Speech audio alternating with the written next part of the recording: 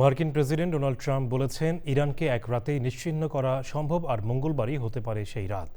এই হুমকির কিছুক্ষণ পরেই ইরানে জ্বালানি তেলের জন্য গুরুত্বপূর্ণ খার্ক দ্বীপে হামলার খবর পাওয়া গেছে। এর আগে যুক্তরাষ্ট্রের দেয়া যুদ্ধবিরতির প্রস্তাব প্রত্যাখ্যান করে ইরান পাল্টা হুঁশিয়ারি দিয়েছে। দক্ষিণ ইস্পাহানে একটি মার্কিন C-130 যুদ্ধবিমান ভূপাতিত করার ভিডিও চিত্র প্রকাশ করেছে ইরান পুলিশ। যুক্তরাষ্ট্র রেড লাইন অতিক্রম করলে ইরানের জবাবে এই অঞ্চলের বাইরে চলে যাবে বলে হুঁশিয়ারি দিয়েছে IRGC। হরমুজ প্রণালীতে বাণিজ্যিক জাহাজ চলাচলের সুরক্ষায় একটি প্রস্তাবের ওপর জাতিসংঘ নিরাপত্তা পরিষদে আজ ভোট হওয়ার কথা রয়েছে। সুদীপ্তা মাহমুদের রিপোর্ট। ইরান যুদ্ধে ক্ষেপণাস্ত্র, ড্রোন আর বোমা হামলার পাশাপাশি শুরু থেকে চলছে বাকযুদ্ধ। এবার এক রাতেই ইরানকে গুঁড়িয়ে দেওয়ার হুমকি। হোয়াইট হাউসে সংবাদ সম্মেলনে যুদ্ধবিরতি চুক্তি ও হরমুজ খুলে দিতে ইরানকে 4 ঘন্টার সময় বেঁধে দিয়ে মার্কিন প্রেসিডেন্ট ডোনাল্ড ট্রাম্প বলেছেন, ইরানের বড় বড় সেতু আর বিদ্যুৎ কেন্দ্র ধ্বংস করা হবে। এমনকি বেসামরিক স্থাপনাতেও হামলার হুমকি দেন Trump. But we are dealing with them. I think it's going well. Mr. Witkoff is here, and JD is involved in the dealing. Mr. Witkoff is sitting right here, and I think it's going fine, but we'll have to see. You have to understand, we've been dealing with these people for 47 years.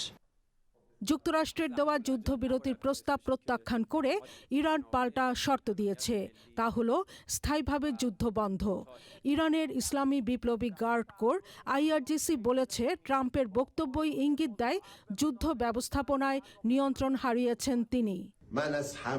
যুক্তরাষ্ট্রের সম্ভাব্য হামলা ঠেকাতে সারা দেশে বিদ্যুৎ কেন্দ্রের সামনে জনগণকে মানববন্ধন করার আহ্বান জানিয়েছে ইরান সরকার।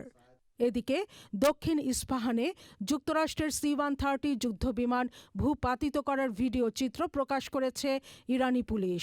সেই ভিডিও সম্প্রচার করে ইরানের তাসনিম নিউজ এজেন্সি বলেছে, শত্রুর হুমকি মোকাবেলায় IRGCর পাশাপাশি পুলিশের বিশেষ বাহিনীও প্রস্তুত।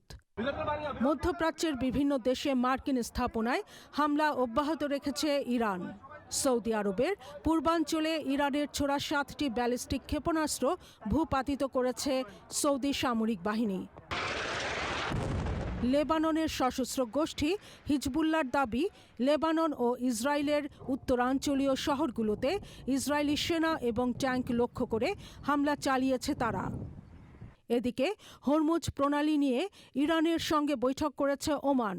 দেশটির রাষ্ট্রীয় সংবাদ সংস্থা সামাজিক যোগাযোগ মাধ্যম এক্সে জানিয়েছে, হরমুজ প্রণালী খোলার বিষয়ে সম্ভাব্য বিকল্প ব্যবস্থা নিয়ে আলোচনা করেছেন দুদেশের পররাষ্ট্র মন্ত্রণালয়ের কর্মকর্তারা। Sudipta Mahmud, channel I.